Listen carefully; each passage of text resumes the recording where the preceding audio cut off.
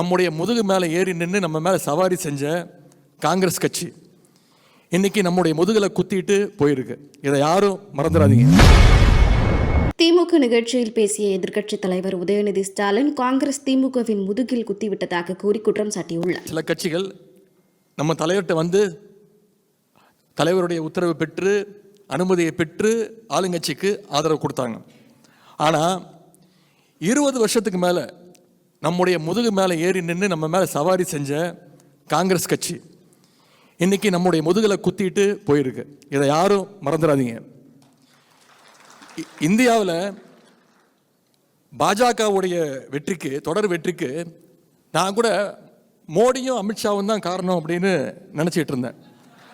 ஆனால் அதுக்கு காரணம், மெயின் காரணம் அவங்க கிடையாது. காங்கிரஸ் கட்சி தான் பாஜகவுடைய வெற்றிக்கு காரணம் அப்படிங்கிறத இப்போ தெரியுது. அப்படிப்பட்ட அந்த காங்கிரஸையும் நம்முடைய தலைவர் தான் தோல்ல சுமந்து கடந்த நாடாளுமன்ற தேர்தலில், சட்டமன்ற தேர்தலில் சுமந்துட்டு இருந்தோம். மதச்சார்பின்மையை பாதுகாக்கணும், பாஜகவை தமிழ்நாட்டுக்குள்ளே விட்டுறக்கூடாதுன்னு நம்முடைய தொண்டர்கள் நாம் ரத்தத்தையும் வேர்வையும் சிந்தி காங்கிரஸ் வேட்பாளர்களை வெற்றி பெற வச்சுட்டு இருந்தோம். இந்த தேர்தலையும் அதான் பண்ணோம். களத்திலேயே இல்லாத காங்கிரஸ் கட்சி இன்னைக்கு 5 இடத்துல ஜெயிக்க நம்முடைய உடன்பிறப்புகள், நம்முடைய தலைவருடைய தொண்டர்கள், திமுக காரன் தான் காரணம். இன்னைக்கு நம்ம தலைவர் அவர்கள் முதலமைச்சர் ஆகணும்னு மக்கள் போட்ட ஓட்டில் ஜெயிச்சுட்டு பதவிக்காக சொல்லாமல் கொள்ளாமல் ஓடி போயிட்டாங்க.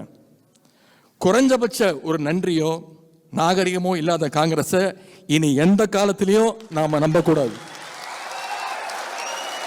எந்த காலத்திலையும் நாம் கிட்ட சேர்க்கக்கூடாது.